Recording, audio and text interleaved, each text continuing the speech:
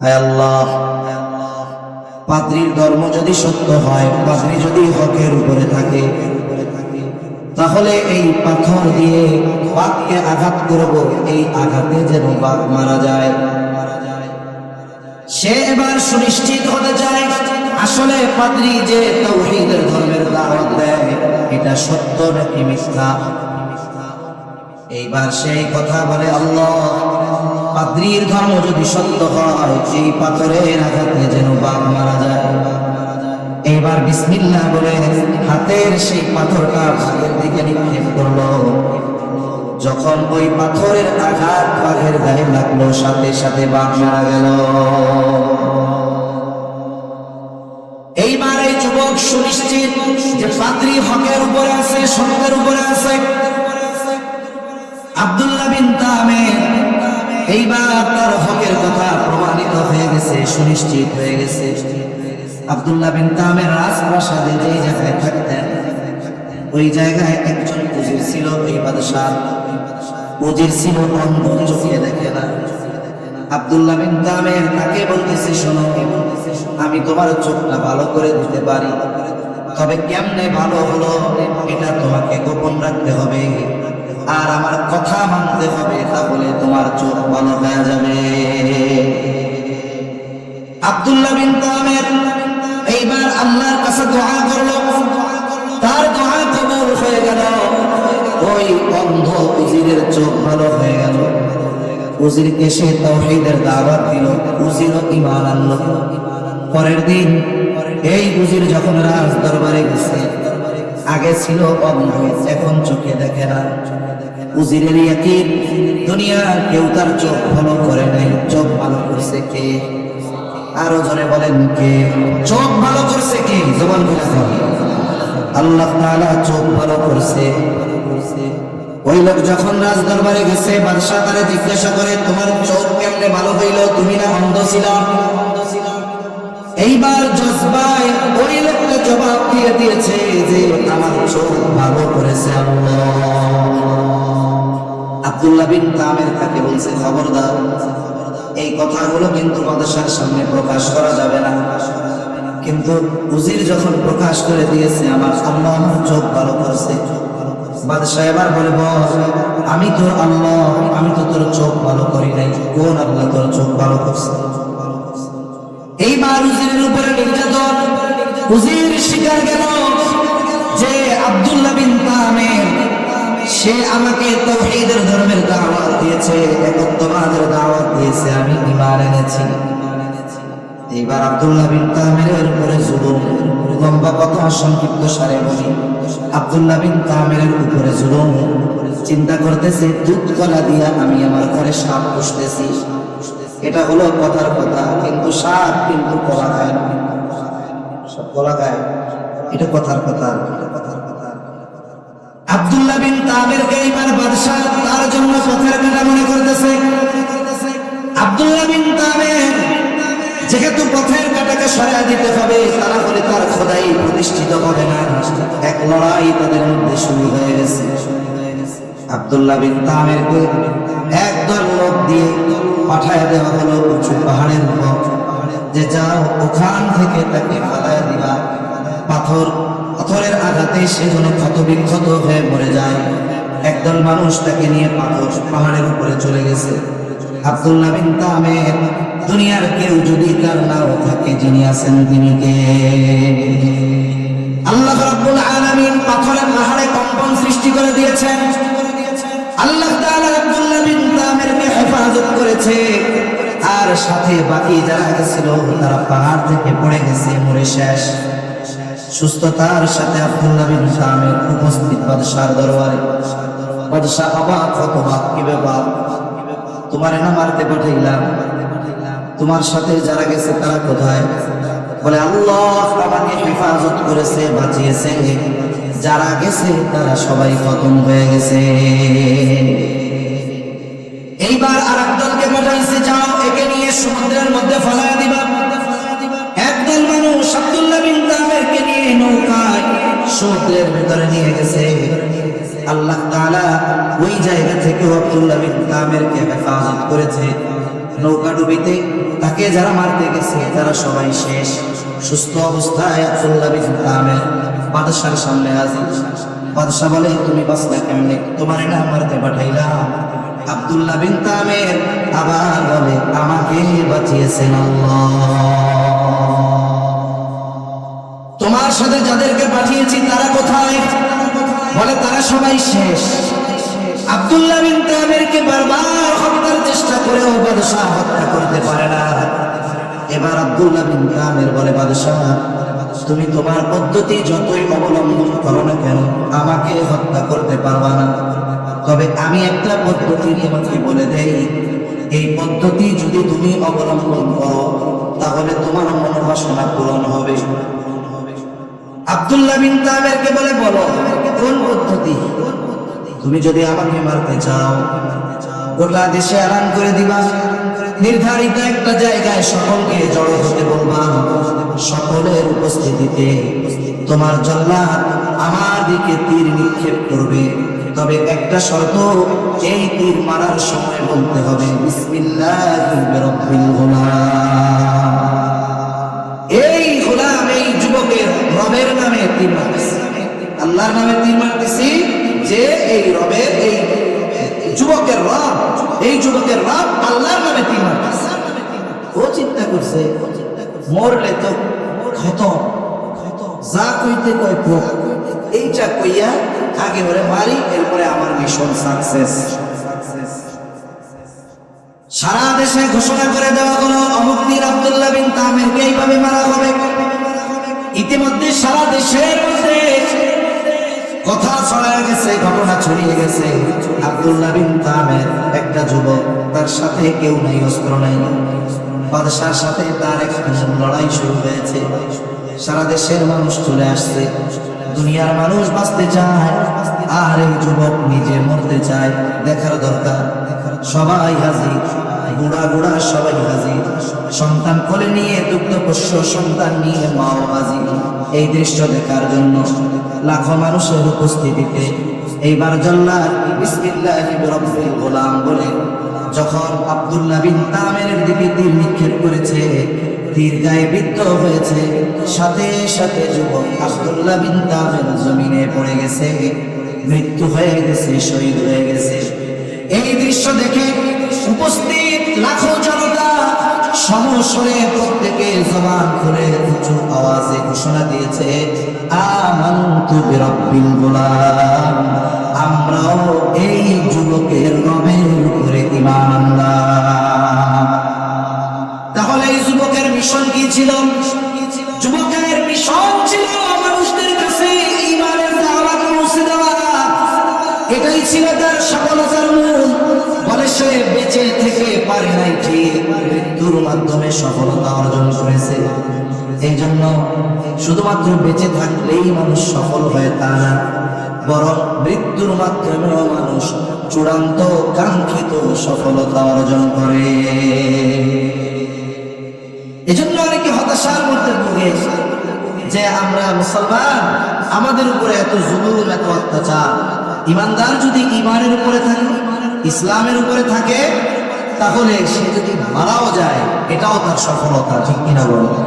মূলত আমি অন্য কিছু কথা বলার জন্য আয়াত পাঠ করছি, এরপরেও কথাগুলো আল্লাহর তরফ থেকে আসলো, তাই কথাগুলো বললাম। মূলত রাসূল আকরাম সাল্লাল্লাহু আলাইহি ওয়াসাল্লাম, এই যে আল উম্মাহ ফাউন্ডেশন, আজকে পৃথিবীতে অনেক সংগঠন আছে, অনেক লিখিত সংগঠন আছে, গঠনতন্ত্রের আলোকে সংগঠন আছে, কিন্তু এই পৃথিবীতে লিখিত সংগঠন আর এই সংগঠনের সংগঠক ছিলেন মুহাম্মদুর রাসূলুল্লাহ সাল্লাল্লাহু আলাইহি ওয়াসাল্লাম। এজন্য পৃথিবীতে ওই সংগঠনগুলোই সফলতার চূড়ান্ত শিখরে পৌঁছাতে পারবে যারা তাদের সংগঠনকে রাসূলুল্লাহ সাল্লাল্লাহু আলাইহি ওয়াসাল্লামের আদর্শের আলোকে পরিচালিত করবে। নবীজি সাল্লাল্লাহু আলাইহি ওয়াসাল্লাম নবুয়তের পরে তার মানবিক বা তার আখলাকের পূর্ণতা আসছে এমন নয়, বরং আমার আপনার নবীজি নবুয়ত পাওয়ার বহু পূর্বে পরিপূর্ণ উত্তম আখলাকের অধিকারী ছিলেন। ওনার উত্তম আখলাকের সাক্ষ্য কাফেররা দিয়েছে এবং তৎকালীন সময়ে জাহেলিয়াতের সময় রাসূল আকরাম সাল্লাল্লাহু আলাইহি ওয়াসাল্লামের কল্যাণে বড় বড় সংঘর্ষ থেকে আরব জাতি বেঁচে গেছে। যে আরব জাতি ছোট ছোট বিষয় নিয়ে বড় বড় যুদ্ধ লাগায় দেয়। এক যুদ্ধ লাগছে একটা ডিমকে কেন্দ্র করে, বছরের পর বছর এই যুদ্ধ চলছে। নবীজি সাল্লাল্লাহু আলাইহি ওয়াসাল্লাম ওই যুদ্ধগুলো প্রত্যক্ষ করেছেন, দেখেছেন। যখন কোনো পিতা মারা যাইত, সন্তানের কাছে ওসিয়ত করে যাইত যে আমার মৃত্যুর পরে তোমরা যুদ্ধ থামায় দিবা না, বরং আমার মৃত্যুর পরে প্রতিশোধ দেওয়ার জন্য এই যুদ্ধ তোমরা চালায় যাবে। এমন এক সমাজে আল্লাহ তাআলা আমার আপনার নবীজিকে পাঠিয়েছেন। আর ওই সমাজের মানুষ আমার আপনার নবীজির উত্তম চরিত্রের সত্যায়ন করেছে। আল্লাহ তাআলা তো ওহী নাযিল করে সত্যায়ন করেছেন, এর আগে কাফেররা নবীজির চরিত্রের সত্যায়ন করেছে। একটা মানুষের চারিত্রিক যতগুলো দিক আছে, সবচাইতে উত্তম দিক হলো সত্যবাদিতা। সবচাইতে গুরুত্বপূর্ণ বিষয় হলো সত্যবাদিতা।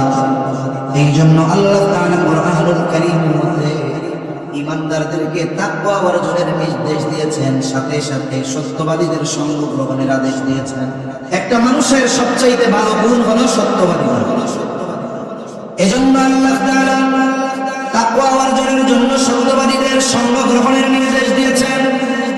আর আমার আপনার নবী নবুয়তের পরে নয়, বরং নবুয়তের বহু আগে কাফেরদের থেকে আল আমিন আস-সাদিক, সত্যবাদী আমানতদার উপাধি লাভ করেছেন। নবীজির সত্যবাদিতায় কাফেররা কতটা মুগ্ধ ছিল একটা ঘটনা শোনাই। নবুয়তের পর নবীজি সাল্লাল্লাহু আলাইহি ওয়াসাল্লাম 3 বছর গোপনে দাওয়াত দিয়েছেন। কয় বছর? আরো জোরে বলেন, কয় বছর? 3 বছর গোপনে দাওয়াত দেওয়ার পর আল্লাহ তাআলার নির্দেশ, ও পয়গম্বর, এখন থেকে আর গোপনে কোনো দাওয়াত হবে না, এখন আপনি প্রকাশ্যে দ্বীনের দাওয়াত পৌঁছায় দেন। ওয়ানদির আশীরাতাকাল আকরাবিন, আপনার নিকটস্থ যারা আছে তাদেরকে সতর্ক করেন। রাসূলুল্লাহ সাল্লাল্লাহু আলাইহি ওয়াসাল্লাম আবু কুবাইস পাহাড়ের উপরে দাঁড়ায় গেলেন। বড় বর্ণনায় আসছে সাফা পাহাড়ের উপরে দাঁড়ালেন। মানে দুইটা বর্ণনা দুই রকম মনে হলেও মূলত বিষয়টা এক। সাফা পাহাড়টা মূলত আবু কুবাইস পাহাড়ের একটা অংশ। নবীজি ওই পাহাড়ের উপরে দাঁড়িয়ে আরববাসীকে আহ্বান করলেন। আবু কুবাইস পাহাড়ের একটা বৈশিষ্ট্য ছিল, যদি কোনো অপরিচিত মানুষ ওই পাহাড়ের উপরে দাঁড়িয়ে মক্কাবাসীর কাছে কোনো সাহায্য চাইত, মক্কাবাসী দেখত না ব্যক্তিকে, বরং ওই পাহাড়ের মর্যাদার কারণে সাহায্য প্রার্থী ব্যক্তিকে সাহায্যের জন্য তারা ছুটে আসত। নবীজি সাল্লাল্লাহু আলাইহি ওয়াসাল্লাম আরববাসীকে আহ্বান করলেন। সবাই দলে দলে পাহাড়ের পাদদেশে ছুটে আসছে। আজকে আমাদেরকে ডেকেছে আল আমিন, সবাই চলে আসছে পাহাড়ের পাদদেশে। জিজ্ঞাসা করে, ও মুহাম্মদ, আমাদেরকে কেন তুমি একত্রিত করেছো? কেন আমাদেরকে তুমি ডেকেছো? নবীজি এবার বললেন, আমি যদি তোমাদেরকে এই সংবাদ দেই, এই খবর দেই যে এই পাহাড়ের পেছন দিকে পাদদেশে একদল অস্ত্রধারী সৈন্য তোমাদের উপরে আক্রমণ করার জন্য প্রস্তুতি নিচ্ছে, আকুনতুম মুসাদ্দিকিয়া, আমি যে কথাটা তোমাদেরকে বললাম তোমরা কি এটার সত্যায়ন করবা নাকি? তোমরা কি এটা বিশ্বাস করবা নাকি? আরব জাতি নবীজির সততায়, সত্যবাদিতায় এতটা মুগ্ধ ছিল, সকলে সমস্বরে বলল, মুহাম্মদ কেন নয়, কারণ ইতিপূর্বে আমরা তোমাকে কখনো মিথ্যাবাদী পাই নাই, বরং সত্যবাদী পেয়েছি। অবশ্যই আমরা তোমার কথা বিশ্বাস করব যে এই পাহাড়ের পেছনে পাদদেশে আমাদেরকে আক্রমণ করার জন্য অস্ত্রধারী সৈন্যরা প্রস্তুতি নিচ্ছে। এটা ছিল আমার আপনার নবীজি সত্যবাদিতার ব্যাপারে কাফেরদের বিশ্বাস। এমন এক চরিত্র ছিল আমার আপনার নবীজি। বলে এই চরিত্র নবুয়তের পরে হয়েছে এমন নয়। আমার আপনার নবীর চরিত্র নবুয়তের আগেও যেমন পরেও তেমন। এখন প্রশ্ন হতে পারে, নবীজির চরিত্র নবুয়তের আগে যেমন পরেও তেমন কেমনে হয়? একটা উদাহরণ দিলে বুঝতে সহজ হবে। মনে করেন এক ব্যক্তি 10 বছর আগে একটা স্বর্ণের বার আছে, স্বর্ণের বার 10 বছর ঘরে রেখে দিয়েছে, কিছুই বানায় নাই। বলেন তো 10 বছর আগে যে উজ্জ্বলতা ছিল, 10 বছর যদি এই স্বর্ণটা ফলায় রাখে, ওই উজ্জ্বলতা থাকবে নাকি? উজ্জ্বলতা থাকবে। কথা বোঝেন নাই মনে হয়? থাকবে না। ঘুম আসতেছে আপনাদের? তাকবীর দেন তো, নারায়ে তাকবীর। আরো জোরে নারায়ে তাকবীর। আগামীকাল অফিস আছে কার কার? আপনার ফজরের নামাজ আছে কার কার? সবার আছে? মাশাআল্লাহ। কয়েকজন আতুসা করে নাই, এটাও একটা সত্য কথা। নামাজ পড়বো না, মিথ্যা কথা কয়ে লাভ নাই। এমনিই তো পড়বো না, আমার মিথ্যা কথা কয়ে লাভ না, কমানোর দরকার আছে। আল্লাহ ওই ভাইগুলাকে পরিপূর্ণ দিনের উপরে আসার তৌফিক দান করে। যেহেতু অফিস আছে, নামাজ তো মূল, অনেক রাত 12টা, বেশি সময় যাব না। অনেক কিছু কথা একটু আপনাদের সাথে একটু মুযাকারা করা দরকার। স্বর্ণের বার যদি 10 বছর আগে আইনা রাইখা দেওয়া হয়, বলে ওটার উজ্জ্বলতা হারিয়ে যাবে। উজ্জ্বলতা হারিয়ে যেতে পারে, তবে কিন্তু তার মূল্য কমবে না। মূল্য কমবে নাকি? মূল্য কমবে না। এখন নবীজির চরিত্র স্বর্ণের মতো। আগেও স্বর্ণ, পরেও স্বর্ণ, তবে তফাৎ কোথায়? বলে নবুয়তের আগে স্বর্ণ, তবে সেই স্বর্ণের উজ্জ্বলতা কম ছিল। আল্লাহ তাআলা নবুয়তি দেওয়ার মাধ্যমে ওই স্বর্ণের উজ্জ্বলতা তথা ওই চরিত্রের উজ্জ্বলতা বাড়াইয়া দিয়েছেন, যার কারণে নবুয়তির আগে আমার আপনার নবীর চরিত্রে মুগ্ধ ছিল শুধু মক্কাবাসী, আর নবুয়তির পর আমার আপনার নবীর চরিত্রে মুগ্ধ হয়েছে গোটা সৃষ্টি জগৎ। এইভাবেই আল্লাহ তাআলা আমার আপনার নবীকে উত্তম চরিত্রে গড়ে তুলেছে। সবার দাওয়াত, সবাই বিবাহ অনুষ্ঠানে গেছে, খাবার দাবারের পর্ব শেষ। এরপরে মূল পূর্ব পর্ব, মধ্যরাত থেকে সারা রাত ব্যাপী নাচ গান হবে, মদ পান হবে। সবাই অপেক্ষমান কখন ডাক আসবে। একটু পরে একজন ঘোষণাকারী ঘোষণা দিল যে তোমরা সবাই ওই জায়গায় সমবেত হও, এখন আমাদের এই অনুষ্ঠান শুরু হয়ে যাবে। সকলে দৌড় শুরু করে দিয়েছে, হুড়মুড়ে চলে গেছে যে আগে গেলে আগে বসা যাবে, জায়গা পাওয়া যাবে, পরে গেলে দূরে বসতে হবে। নবীজি সাল্লাল্লাহু আলাইহি ওয়াসাল্লাম এক দলের সাথে আসছে। নবীজি বলেন, ওরা সবাই আমাকে তাগাদা দিচ্ছে, ও মুহাম্মদ তাড়াতাড়ি চলো, আগে না গেলে জায়গা পাওয়া যাবে না। ওরা আমাকে তাগাদা দেয়, কিন্তু হঠাৎ দু চোখ জোড়ে আমার ঘুম নেমে আসছে। আমার শরীরটা ক্লান্ত হয়ে গেছে। আমার প্রচন্ড ঘুম যখন আসছে, আমার এই অবস্থা দেখে আমাকে রেখে আমার সাথীরা চলে গেছে। আমি বাড়ির এক কর্নারে ঘুমায় গেছি। সারা রাত ঘুমে অতিবাহিত হয়ে গেছে। সকালবেলায় সূর্যের আলো যখন আমার চোখে পড়েছে, আমার চেহারার উপরে পড়েছে, আমার ঘুম ভাঙছে। এর আগে সারা রাত কি হয়েছে এর কোনো আওয়াজ আমার কানে আসে নাই। যদি নবীজি ওই অনুষ্ঠানের মধ্যে শরীক থাকতেন, হয়তো কাফেররা একটা সময় বলতো, মুহাম্মদ তুমিও তোমার যৌবনকালে অনেক নাচ গানের অনুষ্ঠানে গিয়েছ।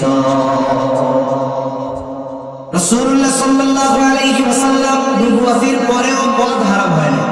নবুয়তির পর মদ হারাম হয় না, অনেক পরে হয়েছে, 3 ধাপে। এরপরে আল্লাহ তাআলা মদ হারাম করেছে। কিন্তু কেউ এই কথা বলতে পারবে না নবুয়তির পরে মদ হারাম হওয়ার আগে অথবা নবুয়তির আগে আমার আপনার নবী কোনদিন মদ পান করেছেন, এই কথা কেউ বলতে পারবে না। আল্লাহ তাআলা নবুয়তির আগে নবুয়তির পরে মদ হারাম হওয়ার আগ পর্যন্ত গোটা হায়াতে আমার আপনার নবী কোনদিন মদ পান তো বহুদূর মদের আসরে নবীজি জানেন না। এইভাবে আল্লাহ তাআলা আমার আপনার নবীজির চরিত্রকে হেফাজত করেছেন এবং নবুয়তির বহু পূর্ব থেকে নিয়ে আমার আপনার নবীজির মাধ্যমে সামাজিক ও মানবতার কাজগুলো আমার আপনার নবীজির মাধ্যমে নিয়েছে। এই যে আল-উম্মাহ ফাউন্ডেশন, এটা তো এক হিসাবে বলা যায় রাসূল আকরাম সাল্লাল্লাহু আলাইহি ওয়াসাল্লামের ওই যৌবনকালে নবীজির এবং কুরাইশ কয়েকজন সরদারদের নেতৃত্বে নবীজির সর্বোচ্চ আগ্রহ উদ্দীপনায় যেই সংগঠন প্রতিষ্ঠিত হয়েছিল হিলফুল ফুজুল, সেটার একটা শাখা বলা চলে, ঠিক কিনা বলা চলে? রাসূল আকরাম সাল্লাল্লাহু আলাইহি ওয়াসাল্লাম হিলফুল ফুজুল কেন প্রতিষ্ঠা করেছিলেন? ওই যৌবনকালে যখন যুবক ছিলেন তখন থেকেই নবীজি মানবতার কল্যাণে নিবেদিত ছিলেন। এর প্রমাণ পাওয়া যায় যখন নবীজি সাল্লাল্লাহু আলাইহি ওয়াসাল্লাম প্রথম ওহী নাযিল হলো হিরা গুহায়, জিবরাইল আলাইহিস সালাম ওহী নিয়ে আসছেন। নবীজি সাল্লাল্লাহু আলাইহি ওয়াসাল্লাম বলতেছে ইকরা, পড়ো। নবীজি বলেন আমি পড়তে পারি না। আবার বলেন পড়ো, আমি পড়তে পারি না। এইবার জিবরাইল আলাইহিস সালাম বললেন পড়ো, ইকরা বিসমি রাব্বিকাল্লাযী খালাক, খালাকাল ইনসানা মিন আলাক। একবারে 5টা আয়াত পড়ার কথা বললেন আর নিজের বুকের সাথে নবীজিকে চাপ দিলেন। নবীজি সাল্লাল্লাহু আলাইহি ওয়াসাল্লাম পড়লেন, তবে প্রচন্ড ভীত সন্ত্রস্ত হয়ে গেলেন নবী। হিরা গুহা থেকে দ্রুততার সাথে বাড়িতে ফিরে আসলেন। মানুষ ভয় পেলে জ্বর আসে, নবীজির গায়ে জ্বর, প্রচন্ড প্রকম্পন, শরীর কাঁপতেছে। এসে বলেন জাম্মিলুনি জাম্মিলুনি, আমারে বস্তা আবৃত করো। খাদিজাতুল কুবরা রাদিয়াল্লাহু তাআলা আনহা তখন বুঝতে পারলেন নবীজির কোনো অসুবিধা হয়েছে। নবীজিকে তিনি অভয় দিলেন যে আপনাকে কোনো জিন শয়তান আপনার ক্ষতি করতে পারে না, আপনাকে কোনো জিন শয়তান আপনার ক্ষতি করতে পারে না। কেন? আপনি দুস্থ গরীব অসহায়দের পাশে দাঁড়ান, আপনি বিধবাদের পাশে দাঁড়ান, আপনি মানুষের সাহায্য করেন, যারা হক পথে তাদেরকে আপনি সহযোগিতা করেন, আপনি আত্মীয় স্বজনের সম্পর্ক রক্ষা করেন। সুতরাং কোন দুষ্ট জিন আপনার ক্ষতি করতে পারে না। এটা তো ওহী নাযিল হওয়ার সময় জানলাম। তার মানে নবীজি নবুয়তির বহু আগ থেকে এই মানবতার কল্যাণে, মানব কল্যাণে, মানুষের কল্যাণে নিবেদিত প্রাণ ছিলেন। মানুষের সেবা করতেন, দুস্থ মানুষের সেবা করতেন, সাথে সাথে অসহায় বিধবা যারা ছিল রাসূল সাল্লাল্লাহু আলাইহি ওয়াসাল্লাম তাদের খোঁজ খবর রাখতেন। এই হিলফুল ফুজুল গঠনের উদ্দেশ্য এটা ছিল যে কেউ যদি জুলুমের শিকার হয় তার পাশে দাঁড়ানো, কেউ যদি অভাবে পড়ে তাকে সহযোগিতা করা। এজন্য ইসলামে মানুষের পাশে দাঁড়ানো, মানুষের জন্য কল্যাণকামী হওয়া, এটা অনেক বড় এক ফজিলতের কাজ। একজন মুমিন অপর মুমিনের কোনো প্রয়োজন মেটাবে। রাসূল আকরাম সাল্লাল্লাহু আলাইহি ওয়াসাল্লাম বলেন, এক মুমিন যদি অপর মুমিনের কোনো প্রয়োজন মেটায়, নবীজি সাল্লাল্লাহু আলাইহি ওয়াসাল্লাম বলেন, তাহলে আল্লাহ ওই ব্যক্তির দুনিয়া আখিরাত উভয় জাহানের প্রয়োজন মিটায় দেয়। রাসূল আকরাম সাল্লাল্লাহু আলাইহি ওয়াসাল্লাম যৌবনকালেই আল্লাহ তাআলা তাকে বিচক্ষণতা দান করেছিলেন। ওনার সিদ্ধান্তের কারণে কুরাইশদের মধ্যে প্রায় হতে যাওয়া বড় ধরনের সংঘর্ষ থেকে ওই জাতি বেঁচে গেছে। যখন বাইতুল্লাহ সংস্কার করা হবে, সকলে মিলে বাইতুল্লাহর সংস্কারের শেষ ওই সময় হযরত আসওয়াদ এটা এক পাশে সরায় রাখা হয়েছে। প্রত্যেক গোত্রের আশা বাইতুল্লাহর সংস্কারের সর্বশেষ যে কাজ, হযরত আসওয়াদ ওই কালো পাথরটাকে সব স্থানে রাখা নিজের হাতে, এটা প্রত্যেক গোত্রের অন্তরে আসা। কিন্তু এই বিষয়টা নিয়ে তাদের মধ্যে মোটামুটি তর্ক বিতর্ক শুরু হয়ে গেল। কয়েকজন মুরব্বী সমাধান দিলেন যে শোনো, আমরা এই কয়েকজন যা সিদ্ধান্ত নিব তোমরা মেনে নিবা। বলে হ্যাঁ মেনে নিব। এইবার ওই কয়েকজন আলাদা পরামর্শ করলো, যেই পরামর্শ গোপন থাকলো তারা পরামর্শ করলো আগামী দিন সর্বপ্রথম যেই ব্যক্তি বাইতুল্লাহে আগমন করবে তার কাছে আমরা আমাদের এই সমস্যার কথা তুলে ধরব। সে যে সমাধান দিবে আমরা সন্তুষ্ট চিত্তে সেই সমাধান মেনে নিব। ঠিক আছে? পরের দিন সকালে দূর থেকে নজর রাখতেছে কে আগে বাইতুল্লাহে আসে। দীর্ঘ প্রতীক্ষার পর দূর থেকে একজন মানুষের ছায়া দেখা যায়, সে ধীর পায়ে বাইতুল্লাহর দিকে আসতেছে। যত কাছে আসে তার চেহারা তত পরিষ্কার হয়। একটু পরে সকলে সংসারে বলতেছে হায়রে এ তো আমাদের আল আমিন। তাহলে আল আমিন আমাদের এই সমস্যার যে সমাধান দিবে আমরা স্বতঃস্ফূর্তভাবে সেটা মেনে নিব। নবীজির কাছে এই সমস্যার কথা বলা হলো, নবীজি সমাধান দিয়ে দিলেন। বললেন শোনো, একটা কাপড় আনো এবং কাপড়ের প্রত্যেক প্রান্তে প্রত্যেক গোত্র থেকে গোত্র প্রধান অথবা এক একজন প্রতিনিধি এই কাপড় ধরবে। নবীজি এই সিদ্ধান্ত দিলেন, প্রত্যেকে কাপড় ধরল। নবীজি নিজের হাতে পাথরটা তুলে কাপড়ে রাখলেন। সব গোত্রের মানুষেরা ওই কাপড় ধরে হজরে আসওয়াদকে বাইতুল্লাহর পাশে নিলেন। আবার নবীজি নিজের হাতে ওই পাথরটাকে যথাস্থানে স্থাপন করে দিলেন। বলে নবীজির এই সূক্ষ্ম চিন্তাধারা আর সিদ্ধান্তের কারণে আরব জাতি এক রক্তক্ষয়ী যুদ্ধ থেকে বেঁচে যায়। নবীজি সাল্লাল্লাহু আলাইহি ওয়াসাল্লাম আরব জাতির কাছে কত প্রিয় ছিলেন, কিন্তু যখন প্রকাশ্যে ঈমানের দাওয়াত দিয়েছেন কাফেররা নবীজির বিরুদ্ধে চলে গেছে। একটা মানুষকে যদি সমাজের মানুষের সামনে হেয় প্রতিপন্ন করতে হয়, অগ্রহণযোগ্য হিসাবে তুলে ধরতে হয়, তাহলে তার চরিত্রের উপরে আঘাত করতে হয়। কিন্তু কাফেররা নবীজিকে হত্যার চেষ্টা করেছে বারবার, কিন্তু কখনোই নবীজির চারিত্রিক ব্যাপারে অপবাদ দেওয়ার দুঃসাহস করতে পারে। তারা কখনো নবীজির চরিত্রের ব্যাপারে অপবাদ দেওয়ার দুঃসাহস করে নাই। তারা নবীজির ব্যাপারে চারটা শব্দ ব্যবহার করে। কয়টা শব্দ? কথা বলে কয়টা? চারটা। এক নাম্বার, তারা নবীজির ব্যাপারে বলতো মুহাম্মদ পাগল, মুহাম্মদ জাদুকর, মুহাম্মদ কবি। রাসূল আকরাম সাল্লাল্লাহু আলাইহি ওয়াসাল্লামের ব্যাপারে তারা বলতো জাদুকর, কবি, পাগল। এই কথাগুলো নবীজির ব্যাপারে তারা বলতো। কিন্তু কোন ব্যক্তি খারাপ হওয়ার জন্য এই বিষয়গুলোর কারণে একটা মানুষকে খারাপ বলা যায় না। বরং বিষয়টা তো এমন হয়েছে, তাদের এই মিথ্যা অপবাদগুলো গোটা পৃথিবীতে ইসলামের দাওয়াত পৌঁছে দেওয়ার কারণ হয়েছে। অনেক সময় মানুষের প্রচার শুধু পজিটিভ ভাবে হয় না, অনেক সময় নেগেটিভ ভাবেও প্রচার হয়। নবীজি যখন প্রকাশ্য দাওয়াত দেওয়া শুরু করেছেন, কাফেররা চিন্তা করলো সারা পৃথিবী থেকে মানুষ আসবে। জাহেলিয়াতের সময়ও হজের কর্মকাণ্ড চলতো। তারা চিন্তা করতেছে বাহিরের মানুষগুলো যদি আসে, মুহাম্মাদের সাথে যদি দেখা হয়, আর মুহাম্মদ যদি তাদেরকে তার নতুন ধর্মের দাওয়াত দিয়ে তার দলে ভিড়ায় নেয়, তাইলে তো আমাদের দল পাতলা হয়ে গেল, হালকা হয়ে গেল।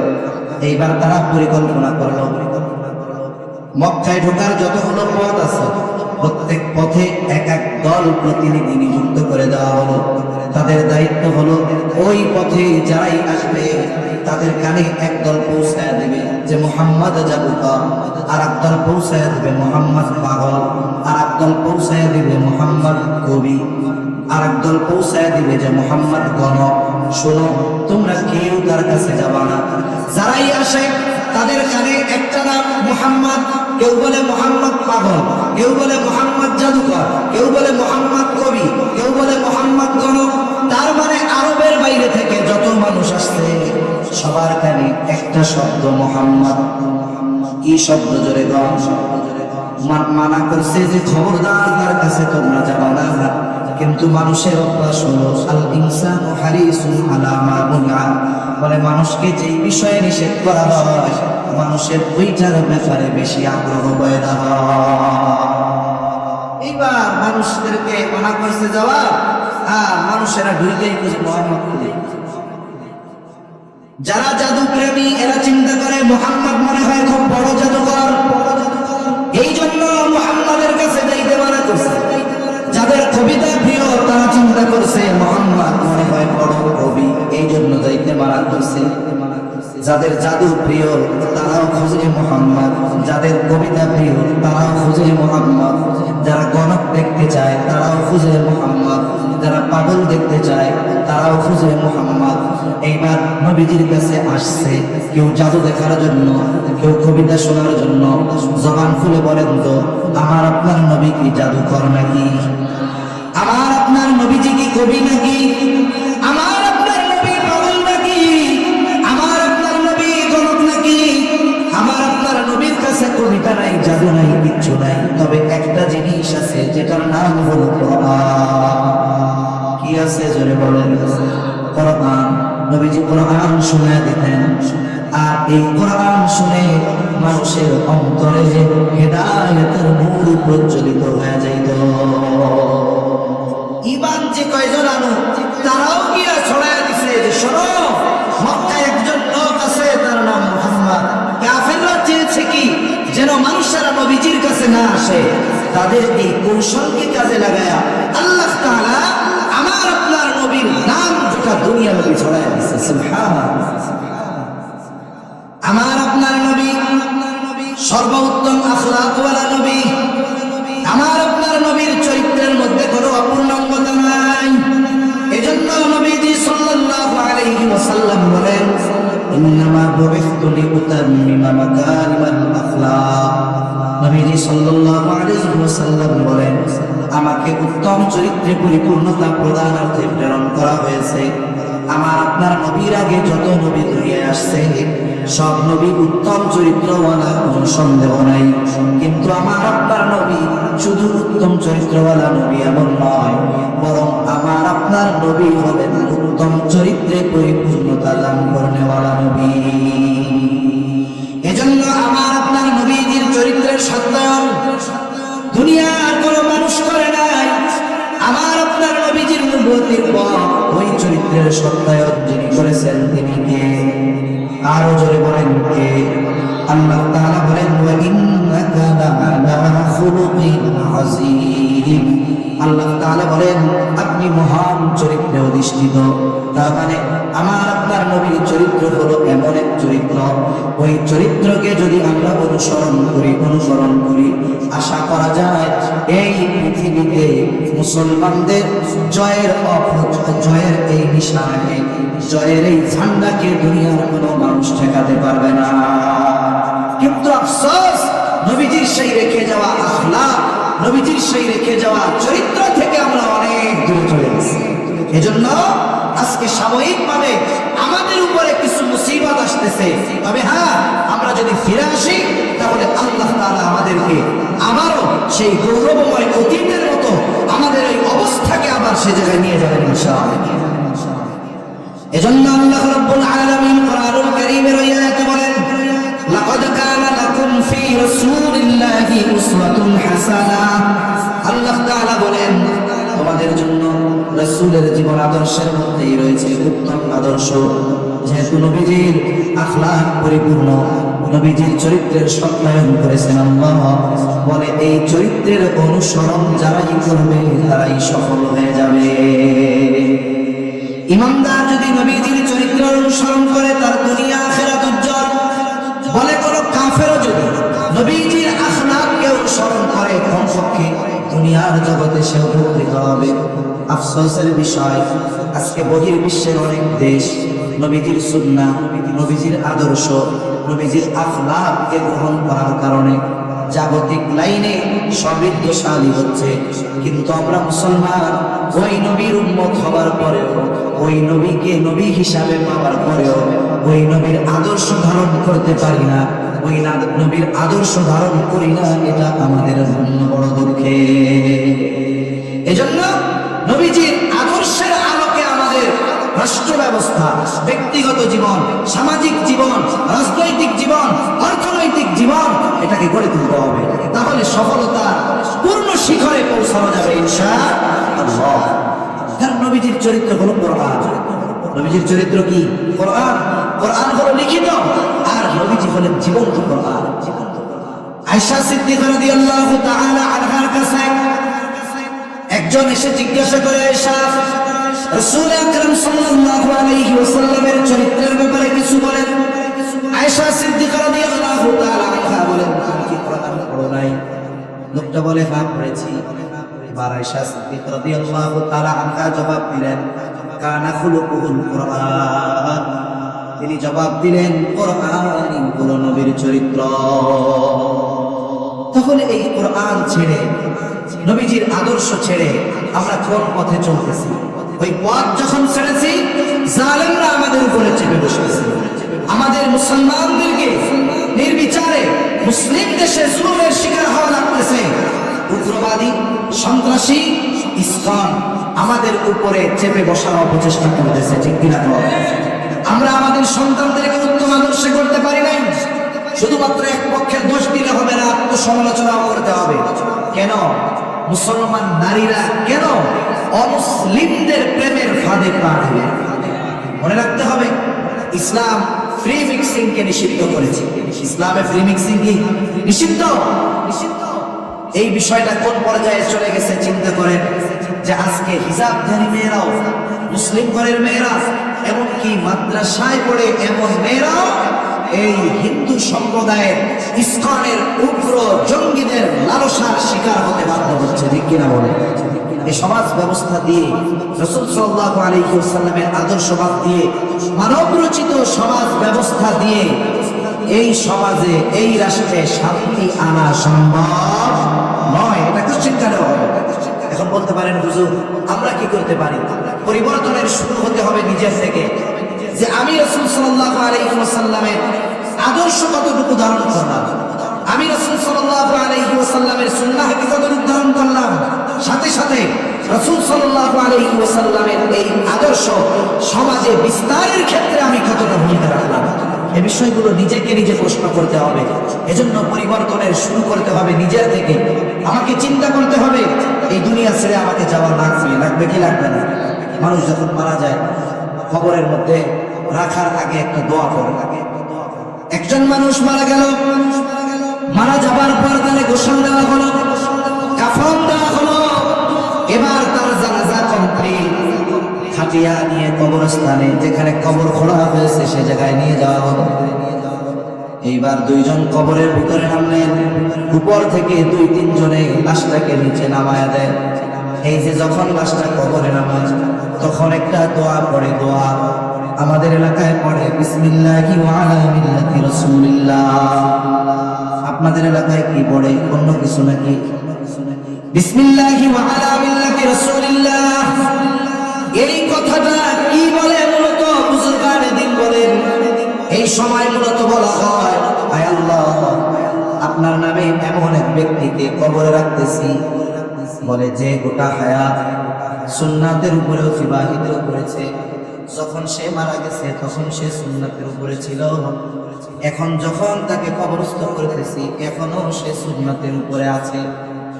এখন বলেন তো, ওই লোকটা জীবনে কোনোদিন রাসূলের আদর্শকে ধারণ করে নাই, রাসূলের সুন্নাহর উপরে জীবন চালায় নাই, রাসূলের কোনো সূরাত তার মধ্যে নাই, রাসূলের সিরাত তার মধ্যে নাই। বলেন তো এই ব্যক্তির ব্যাপারে যদি ওই কথা বলা হয় তাহলে এই কথাটা ওই ব্যক্তির জন্য সত্য হবে নাকি মিথ্যা হবে? নিঃসন্দেহে মিথ্যা হবে। অনন্তকালের এক সফর তাকে মিথ্যা কথা বলে কবরে রেখে দেওয়া হলো। এজন্য জীবনটা এমন ভাবে গড়া দরকার যে আমি যখন যেখানেই মারা যাই না কেন, কারণ কোন জায়গায় কোন সময় আমার আপনার মৃত্যু হবে এর কোনো নিশ্চয়তা আছে? আমি এখান থেকে বাড়িতে ফিরে যেতে পারবো কিনা এর কোনো নিশ্চয়তা আছে? আগামীকালের সূর্যোদয় আমার এই 2 চোখ দেখতে পারবে কিনা এর কোনো নিশ্চয়তা আছে? এর কোনো নিশ্চয়তা নাই। তাহলে জীবন কেন এইভাবে করতেছি না, যে আমার যদি এখনই মৃত্যু হয় আমার ব্যাপারে ওই কথাটা যেন সত্য হয়? এইভাবে জীবন গড়া দরকার। এভাবে যদি আমরা আমাদের জীবন করতাম, আমরা আমাদের অধীনস্থদেরকে যদি এইভাবে গড়ে তুলতে পারতাম, তাহলে আজকে ৯২% মুসলমানের দেশে আমাদেরকে মাজলুম হওয়া লাগতো না, আমাদের সাথে সংখ্যালঘুর মতো আচরণ হতো না। ইসলামের কথা বলার কারণে, হক কথা বলার কারণে, রাষ্ট্রের পক্ষে বলার কারণে, দেশের পক্ষে বলার কারণে টঙ্গীর ইমাম সাহেবকে গুম হওয়া লাগতো না। এজন্য সম্মানিত উপস্থিতি, রাসূলের আদর্শের মধ্যেই আমাদের সফলতা রয়েছে। সাথে সাথে একটা বিষয় আমাদের মনে রাখতে হবে, আমাদের দল, মত, গোত্র, পরিচয়, গায়ের বর্ণ ভিন্ন থাকতে পারে, মতাদর্শের ভিন্নতা থাকতে পারে, তবে আমাদেরকে অবশ্যই দ্বীনের ব্যাপারে, ইসলামের ব্যাপারে, দেশের ব্যাপারে ঐক্যবদ্ধ থাকতে হবে। রাসূল আকরাম সাল্লাল্লাহু আলাইহি ওয়াসাল্লামের অন্তরেও দেশপ্রেম ছিল, রাসূলের অন্তরে দেশপ্রেম ছিল। এজন্য প্রত্যেকটা ইমানদার নাগরিকের অন্তরে দেশপ্রেম থাকা দরকার।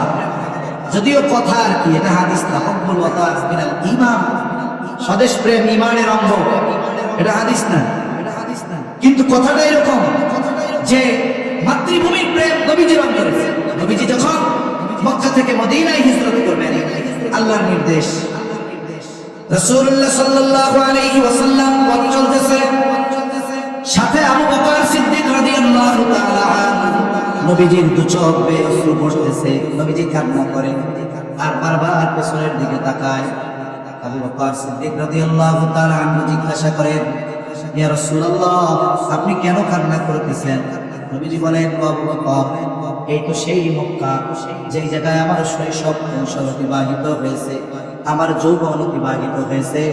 ও আবু বকর, এই জায়গায় তো আছে সেই আল্লাহর ঘর, আমি যেই ঘরের সামনে সিজদা দিয়ে আমার আত্মার তৃপ্তি লাভ করতাম, এখানেই তো আমার হায়াতের অনেক অতিবাহিত হয়েছে।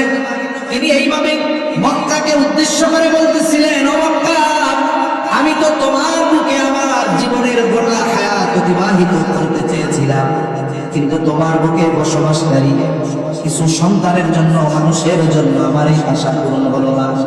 নবীজি আল্লাহর নির্দেশে মক্কা থেকে মদিনায় হিজরত করেছেন, কিন্তু তার জন্মভূমি মক্কার জন্য তার অন্তরে মায়া ছিল কি ছিল না। এজন্য আমাদের অন্তরে স্বদেশ প্রেম থাকতে হবে। মনে রাখতে হবে, একমাত্র প্রকৃত ঈমানদার যারা, এদের অন্তরে দেশ প্রেম আছে, এদের অন্তরে উম্মাহ প্রেম আছে। এই জন্য দলমত নির্বিশেষে আমাদেরকে দ্বীনের ব্যাপারে, দেশের ব্যাপারে সকল ভেদাভেদ ভুলে ঐক্যবদ্ধ থাকতে হবে, সচেতন থাকতে হবে। একের পর এক ষড়যন্ত্রের ফাঁদ আমাদের সামনে আছে, কারণ এই উপমহাদেশে সবচাইতে বড় ফাঁদ হলো সাম্প্রদায়িক দাঙ্গা লাগায় দেওয়া। যদি দাঙ্গা লাগায় দিতে পারে, যাদের কারণে এই অরাজকতার সৃষ্টি হবে, এদের কথা বিশ্ববাসীর কাছে যাবে না।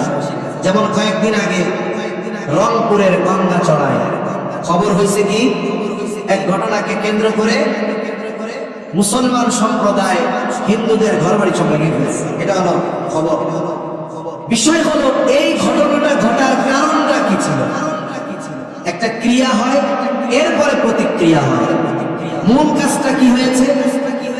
যখন ইসলাম অবমাননা করা হয়েছে, নবীজিকে অবমাননা করা হয়েছে, তখন ধর্মপ্রাণ মুসলমান এরা নিজেদের জীবনের চাইতে কোরআন, আল্লাহ এবং রাসূলকে বেশি মহব্বত করে, ঠিক কিনা বলেন? কারণ ঈমানের দাবি এটা। ঈমানদার কখনো আল্লাহর ব্যাপারে কটূক্তি হবে, নবীজির ব্যাপারে কটূক্তি হবে, কোরআনের ব্যাপারে কটূক্তি হবে, ঈমানদার কখনো বসে থাকতে পারে না। জীবনের চাইতে তারা আল্লাহ এবং রাসূলকে ভালোবাসে। যেই দিন দ্বীন অবমাননা হয়েছে, কোরআন অবমাননা হয়েছে, আল্লাহর ব্যাপারে কটূক্তি করা হয়েছে, সেই দিন কিন্তু আমাদের মুসলিম সম্প্রদায় অ্যাকশনে যায় না। আইনের প্রতি দেশের মুসলমানেরা শ্রদ্ধাশীল, অপেক্ষা করেছে, কিন্তু অপরাধীর ব্যাপারে প্রশাসনের গাফলতির কারণে, ঢিলেমির কারণে, গুরুত্বহীনতা প্রদর্শনের কারণে মুসলিম তাওহীদি জনতা অ্যাকশনে যেতে বাধ্য হয়েছে, ঠিক কিনা বলে? তাহলে এই পরিস্থিতি হওয়ার জন্য প্রথম দায়ী কে? যে ইসলামের ব্যাপারে কটূক্তি করেছে। এরপরে দায়ী কে? বলে যারা ওই অপরাধীকে আটক করার ব্যাপারে বিলম্ব করেছে, এই কারণে পরিস্থিতি এরকম হয়েছে। তারপরে এই গাজীপুরের কালিয়াতরে কি হলো? এক হিন্দু কর্তৃক মাদ্রাসার এক বাচ্চা ধর্ষণ হলো, 13-14 বছর বয়স। আফসোসের বিষয়, 18 বছরের আগে যদি কেউ মেয়েকে বিবাহ দিতে চায়, মেয়ের ইজ্জতের নিরাপত্তার কারণে যদি বিবাহ দিতে চায়, তারা যদি খবর পায়, দলবদ্ধভাবে মুহূর্তের মধ্যে এসে মা বাবা অভিভাবকদেরকে আটক করে, বিবাহ ভাগে বরে আটকায়, বরের অভিভাবকদেরকে আটকায়, যে বই বিয়া বলাইতে আসতে তারে আটকায়, যে হুজুর আসতে তাকে আটকায়, কাজীকে আটকায়, খাবারগুলো নষ্ট করে। আপনি 18 বছরের আগে মেয়ে বিবাহ দিলে সেই বিবাহ ভেঙে দিতে পারেন। 18 বছরের আগে মেয়ের সতীত্বের হেফাজতের দায়িত্ব তাহলে কারা নিবে? এই নিশ্চয়তা দিতে হবে। মনে রাখতে হবে, আপনারা সতীত্বের হেফাজত করবেন না, ধর্ষককে জামাই আদর করবেন, অপরাধীদের জন্য আপনারা এসি গাড়ির ব্যবস্থা করবেন, আর মুসলমানদের উপরে জুলুম করবেন, ন্যায় বিচার বঞ্চিত করবেন, এই চিন্তা সহসায় আর করবেন না, ঠিক কিনা বলুন? এজন্য মনে রাখতে হবে ভাই, আমরা যদি ঐক্যবদ্ধ না থাকি, নবীজি সাল্লাল্লাহু আলাইহি ওয়াসাল্লামের শিক্ষা আদর্শগুলোর মধ্যে অন্যতম শিক্ষা হলো মুসলমানদের ঐক্যবদ্ধ থাকতে হবে। যেই জাতি ঐক্যবদ্ধ, তারা যদি কোনো কাজের সফলতার জন্য এক হাতের উপরে আরেক হাত রাখে, বলে এই ঐক্যবদ্ধ দল যারা, তাদের হাতের উপরে আল্লাহর হাত থাকে। আল্লাহ রাসূল সাল্লাল্লাহু আলাইহি ওয়াসাল্লাম বলেন, ইয়াদুল্লাহি আলাল জামাআহ, যারা ঐক্যবদ্ধ তাদের উপরে আল্লাহ তাআলার হাত থাকে, তাদের উপরে আল্লাহর রহমত থাকে। সেজন্য সমস্ত ভেদাভেদ ভুলে দ্বীন ও ইসলাম ও দেশের ব্যাপারে আমাদের ঐক্যবদ্ধ থাকতে হবে। থাকবো তো ইনশাআল্লাহ। শুনেন, মতাদর্শের ভিন্নতা থাকবে, কিন্তু সে তো মুসলিম, সে তো কাফের নয়। আমরা আরেক মুসলিমের এই দলের ভিন্নতার কারণে এমন কোন আচরণ করব না যাতে সে কষ্ট পায়। কারণ প্রকৃত মুসলমান হতে হলে নবীজির শিক্ষা হলো আল মুসলিমু মান সালিমাল মুসলিমুনা মিন লিসানিহি ওয়া ইয়াদিহি। প্রকৃত মুসলমান হলো সে যার জবান এবং হাতের অনিষ্ট থেকে অপর মুসলমান নিরাপদ থাকে। এই হলো প্রকৃত মুসলিম। কিন্তু আমি যদি আমার মুসলিম ভাইকে গালি দেই, আমি যদি আমার মুসলিম ভাইয়ের জীবন করি, আমি যদি আমার মুসলিম ভাইকে অপবাদ দেই, অবশ্যই এটা সমচিত হবে না। সাথে সাথে আপনাদের কাছে এটাও অনুরোধ রাখবো, আল উম্মাহ ফাউন্ডেশন, আমরা তো এক উম্মাহ। জাতিগত পরিচয় যতই আমরা পৃথক করার চেষ্টা করি না কেন, দলগত ভাবে যতই আমরা নিজেদেরকে বিভক্তির দিকে বাড়িয়ে দেই না কেন, আমরা উম্মাহ কয়টা? এক উম্মাহ, এক নবীর উম্মত। আমাদের রব কয়জন? আমাদের নবী কয়জন? আমাদের শরীয়ত কয়টা? একটা। আমরা সবাই এক। আল উম্মাহ ফাউন্ডেশন, সুন্দর একটা নাম। তরুণ যুবক এরা এই ফাউন্ডেশন প্রতিষ্ঠা করেছে। এদের লক্ষ্য উদ্দেশ্য অনেক সুন্দর। আমার দৃঢ় বিশ্বাস, এরা যদি রাসূল আকরাম সাল্লাল্লাহু আলাইহি ওয়াসাল্লামের প্রতিষ্ঠিত হিলফুল ফুজুল এইটাকে সামনে রেখে সামনে অগ্রসর হয়, ইনশাআল্লাহ এই তরুণ যুবকদের মাধ্যমে বিপ্লব ঘটবে ইনশাআল্লাহ। সেজন্য কি করা দরকার? আমাদের সহমর্মিতা তাদের দরকার, আমাদের পরামর্শ তাদের দরকার।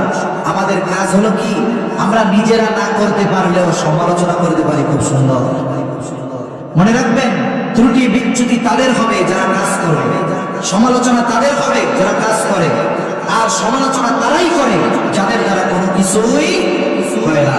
এজন্য এই আল উম্মাহ ফাউন্ডেশনের সাথে আমরা থাকবো তো ইনশাআল্লাহ, থাকবো তো ইনশাআল্লাহ। আল্লাহ সুবহানাহু ওয়া তাআলা রাসূলের আদর্শে উজ্জীবিত হয়ে রাসূলের আখলাক পরিপূর্ণ আমাদের সকলকে ধারণ করার তৌফিক দান করুন।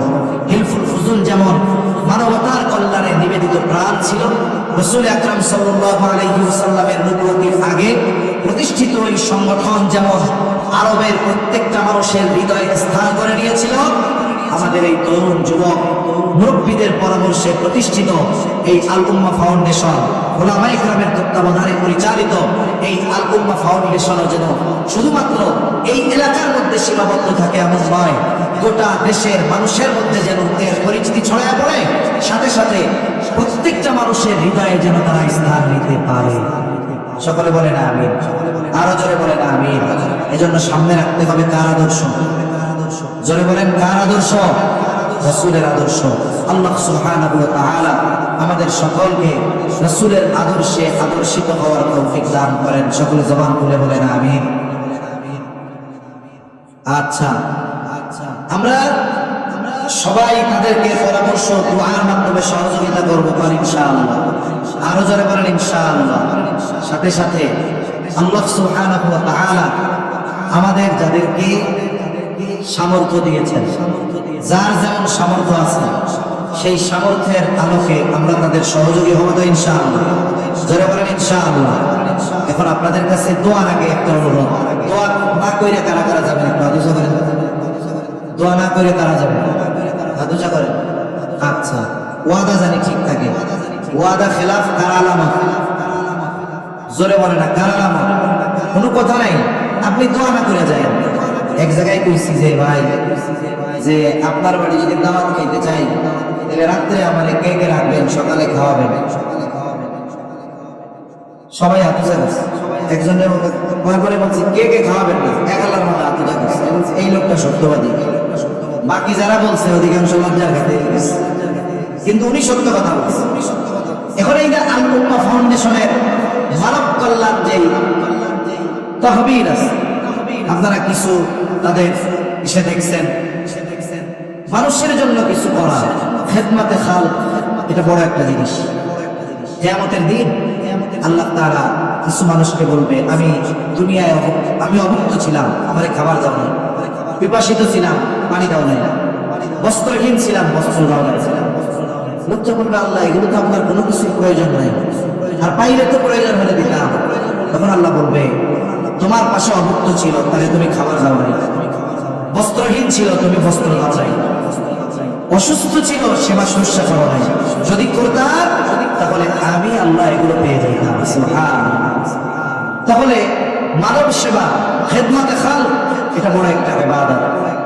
জানেন আপনারা সকলেই কম বেশি যে একজন দুশ্চরিত্র নারী, সে সৃষ্টির নিকৃষ্ট একটা জীব, আমরা যাকে বলি কুকুর, তাকে একটু পানি পান করাইছে। নবীজি বলেন, এই জন্য আল্লাহ তাআলা কিয়ামতের দিন তাকে মাফ করে দিবে। তাহলে একটা কুকুরকে পানি পান করিয়ে যদি মাফ পাওয়া যায়, সৃষ্টির শ্রেষ্ঠ জীব, আশরাফুল মাখলুকাত, মানুষ যারা দুস্থ অসহায় আছে, তাদের যদি পাশে আমরা দাঁড়াই, ফজিলত কম না বেশি? আমার এই আল উম্মাহ ফাউন্ডেশনের কাছে একটা অনুরোধ থাকবে। রাসূল সাল্লাল্লাহু আলাইহি ওয়াসাল্লাম দারিদ্র্য বিমোচনে ভূমিকা রাখছেন।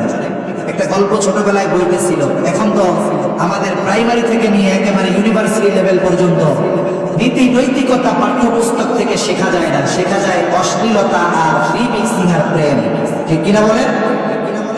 এক গরিব লোক আসছে তার আল্লাহ রাসূল সাল্লাল্লাহু আলাইহি ওয়াসাল্লামের কাছে ভিক্ষা নেওয়ার জন্য। নবী সাল্লাল্লাহু আলাইহি ওয়াসাল্লাম তাকে ভিক্ষা দেন নাই, ফিরিয়ে দেন নাই, কিন্তু কিছু দিয়ে ফিরিয়েছেন। কেমনে? যা চাইছে তা দেন নাই, কিন্তু তার রুজি রোজগারের ব্যবস্থা করে দিয়েছেন। তিনি তারে বলতেছেন, তোমার বাসায় কি আছে? কম্বল আছে, বাটি আছে, নিয়ে আসো। নিয়ে আসছে, সাহাবায়ে কেরামের সামনে বলছে, কে কিনবে এটা? দুইজনে এটা কিনে নিয়েছে। এবার ওই টাকাগুলো দিয়ে আল্লাহ রাসূল সাল্লাল্লাহু আলাইহি ওয়াসাল্লাম একটা কুরআন কিনাইছেন।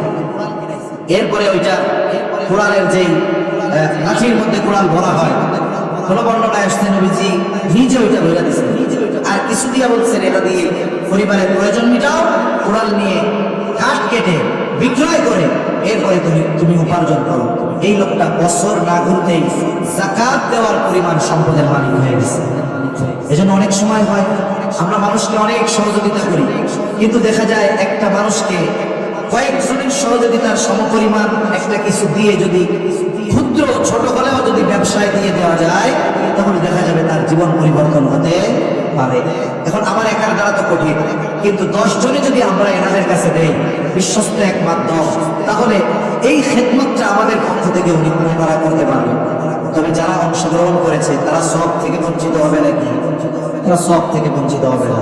এজন্য আল উম্মাহ ফাউন্ডেশনের যেই মানব কল্যাণ ফান্ড আছে, মানুষের জন্য, অসহায়, দুস্থ, দরিদ্র, যাদের সহযোগিতার প্রয়োজন, তাদের জন্য আমরা সকলেই একটু শরীক হব ইনশাআল্লাহ। এখন আপনাদের মধ্যে কার কেমন অ্যাবিলিটি আছে আমি জানি না, কার কেমন সামর্থ্য আছে আমি জানি না। অনুরোধ থাকবে, যদি কেউ 10,000, 5,000, 2,000, 3,000, 1,000, কার কেমন অ্যাবিলিটি আছে আল্লাহ ভালো জানে, একটু খেদমতে খালকের নিয়তে, মানব সেবার নিয়তে আপনারা একটু মেহরবানি করে বলেন যে আমি এত দিব ইনশাআল্লাহ। এখন নাই, আপনি পরে দিলেন, নগদে থাকলে নগদে দিলেন, একটু মেহরবানি করে বলেন। সম্মানিত উপস্থিতি, আল্লাহ সুবহানাহু ওয়া তাআলা আমাদেরকে পরিপূর্ণ পূর্ণাঙ্গ এক জীবন ব্যবস্থা দান করেছেন, যেই জীবন ব্যবস্থার মধ্যে কোনো অপূর্ণতা নাই, অপূর্ণাঙ্গতা নাই, অপরিপূর্ণতা নাই। আল্লাহ তাআলা এই জীবন ব্যবস্থাকে পরিপূর্ণ ঘোষণা দিয়ে সাথে সাথে এই জীবন ব্যবস্থা বা আল্লাহ তাআলার বিধিবিধানগুলো বাস্তবে কেমনে আমরা পরিণত করব, শুধু কিতাব নাজিলের মাধ্যমে নয়, বরং রাসূলুল্লাহ সাল্লাল্লাহু আলাইহি ওয়াসাল্লামের মাধ্যমে এই বিধিবিধান পালনের প্র্যাকটিক্যাল বিষয়টাও আল্লাহ তাআলা আমাদেরকে দেখিয়ে দিয়েছেন। এই দিন পেয়ে আমরা সবাই খুশি। আমরা খুশি না বেজার? আমাদের মধ্যে অনেকের হীনমন্যতা কাজ করে। আমরা অনেক সময় চিন্তা করি যে আমরা মুসলিম, সারা পৃথিবীতে আমরা মাজলুম, আমরা নির্যাতিত, পৃথিবীর সব জায়গায় আমরা মাইর খাই। এই দেশ মুসলমানদের ৯২% মুসলমানের দেশ। এই জায়গাতেও এক প্রকার সংখ্যালঘুর মতো আচরণ আমাদের সাথে করা হয়, ঠিক কিনা বলে?